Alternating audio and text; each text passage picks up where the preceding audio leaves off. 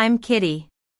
Standing here on the ocean terrace of this resort in Maui, surrounded by the soft glow of paper lanterns and the scent of fresh plumeria, I'm reminded of the storm that just passed. The welcome dinner that was supposed to be a joyous occasion for two families to come together turned into a battlefield. My mother stood up, her voice smooth yet calculated, and announced to everyone that I had been hiding a secret child. My father, with a coldness in his eyes, echoed, "She's a liar. Always has been." But then, my fiancé, Jake, calmly looked at them and said, "I know." The shock on their faces was palpable. And when he picked up the manila folder from the table and placed it in the center, everything changed.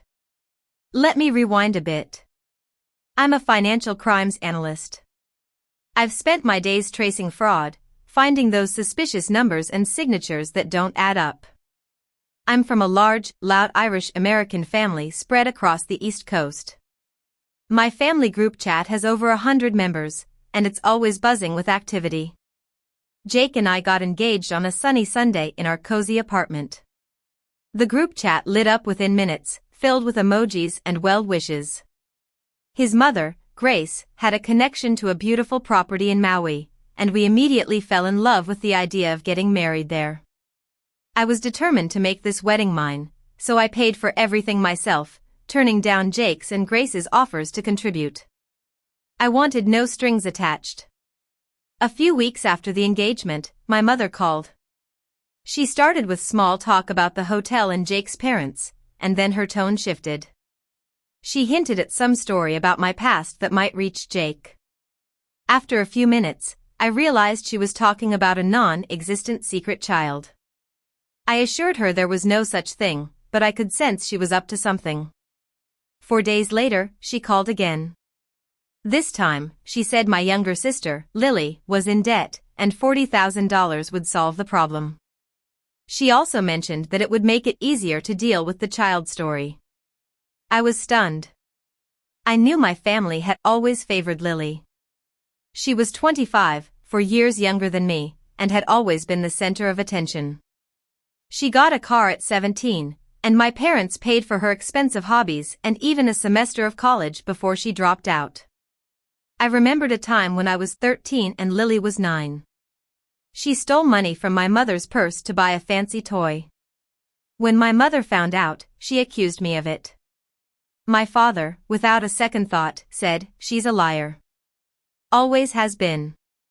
I couldn't prove my innocence, and that sentence had haunted me ever since. After my mother's second call, I told Jake everything. He's the kind of person who doesn't react impulsively. He processes information and then takes action. He suggested we start documenting everything. We pulled my credit report, and that's when I discovered 4 accounts in my name that I had never opened. There was a Visa card opened when I was 19. I was in Florida at that time, helping Grace move, and I had all the receipts to prove it. The balance on that card was $8,000, with minimum payments just enough to keep it from going to collections. There was also a MasterCard opened 4 years later, with a balance of $12,000, and a personal loan of $6,000 that was refinanced 5 years ago. The largest was a line of credit of $26,000, opened 5 years ago, which was likely to flag my mortgage application. In total, there was $52,000 of debt in my name that I had nothing to do with. The mailing address for all these accounts was a P.O. box that my parents had used for years. I started to piece things together. 5 years ago, Lily bought a new car, and I now suspected where the money came from. One Thursday morning, I got a notification from the family group chat. My aunt, Rose, posted a voice note about some sad news regarding me, hinting at a child. Underneath, someone wrote, "She's always been a liar." Lily liked both the voice note and the comment. I took a screenshot and knew this was part of a well-planned sequence. Jake knew a private investigator named Tom. Tom was a former FBI agent who specialized in financial crimes. We met him at a coffee shop, and after hearing my story, he agreed to look into it.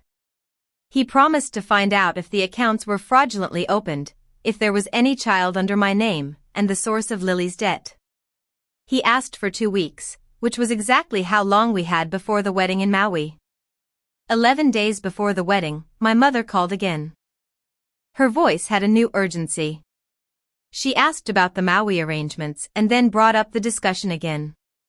I told her I needed more time. She warned me that the story would get worse if it wasn't settled before the families met. I asked her what story, and she repeated, "Family takes care of family." 9 days before the wedding, Tom called and asked me to meet him. He laid out 3 documents on the table.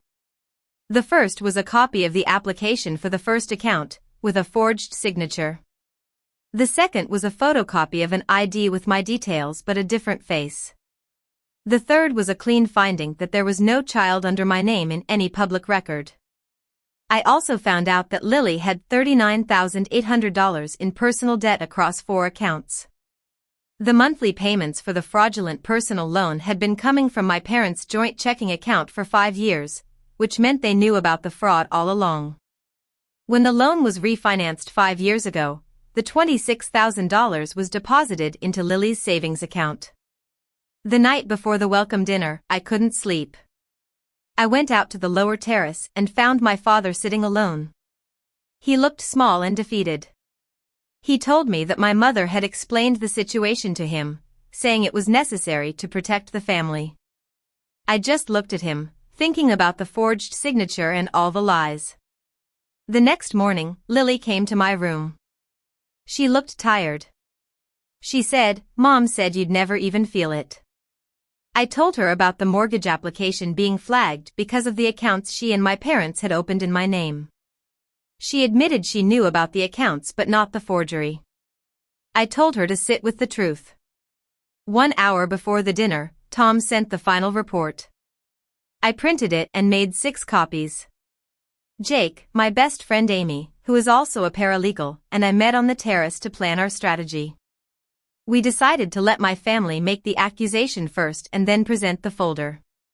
And that brings us back to the welcome dinner. When my mother made the claim about the secret child and my father called me a liar, Jake calmly showed them the folder. I stood up and explained that there was no child. I detailed the 4 fraudulent accounts, the forged signatures, and how the money had been used to pay for Lily's expenses. My mother started crying, saying I was destroying the family. She accused me of having my father arrested, but I told her the reports were already filed, and this was not a negotiation. She walked away, followed by my father and Rose. Lily apologized, but I knew it was too late. The accounts were removed from my credit report within 60 days, and the legal process was set in motion. Jake and I closed on our house 6 weeks after the wedding, and the folder that held all the evidence now sits in a file drawer, a reminder of the battle I fought and won. The wedding, 14 days after the welcome dinner, was perfect. There were no agendas, no hidden secrets. Grace brought fresh plumeria, and I put one lei around my neck. Standing here, looking at the ocean, I know that family is about those who stand by you, not those who use your name for their own gain.